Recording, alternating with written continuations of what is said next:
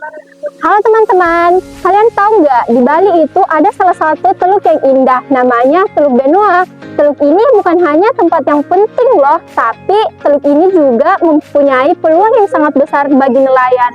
Tetapi ada salah satu reklamasi yang ingin membangun tempat itu.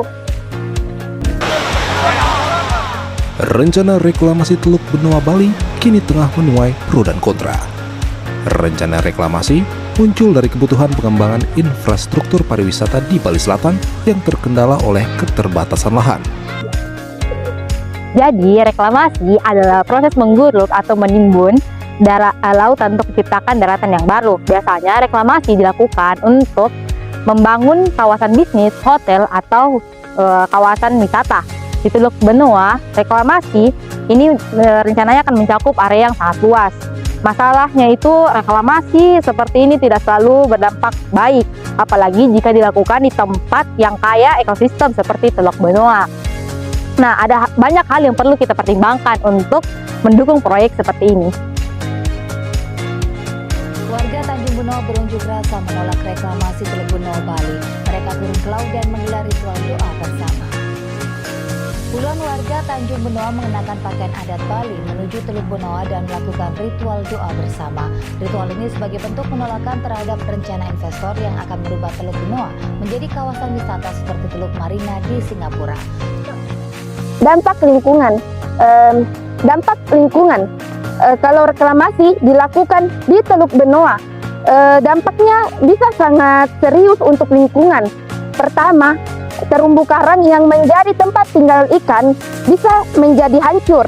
Ini akan mengganggu rantai makanan di laut. Yang kedua, kualitas air laut bisa tercemar akibat proses pembangunan. Nah, belum lagi banyak hewan laut yang kehilangan tempat tinggal mereka.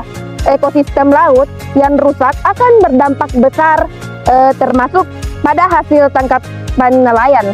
Ingat, kalau alam rusak, kita semua yang akan rugi. Ratusan orang dari berbagai elemen masyarakat berunjuk rasa menolak reklamasi Teluk Benoa di kantor Gubernur Bali. Dalam unjuk rasa ini juga gelar aksi teatrikal dan atraksi budaya Barang Bangkung untuk menggugah maksud kami pemerintah agar mengambil kebijakan yang lebih mempedulikan lingkungan. Para pengunjuk rasa ini menuntut reklamasi Teluk Benoa seluas 800 hektar lebih untuk dibatalkan karena dapat berdampak buruk terhadap lingkungan.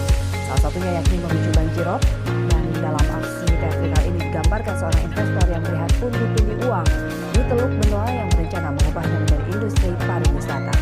Namun karena akan berdampak pada kerusakan lingkungan, investor tersebut digagalkan rakyat Bali. Aksi unjuk rasa ini akan terus digelar hingga rencana reklamasi Teluk Benoa dibatalkan.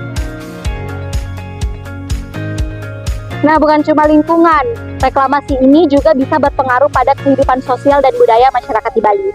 Perlu kita ketahui bahwa Teluk Benoa ini punya nilai spiritual yang cukup tinggi.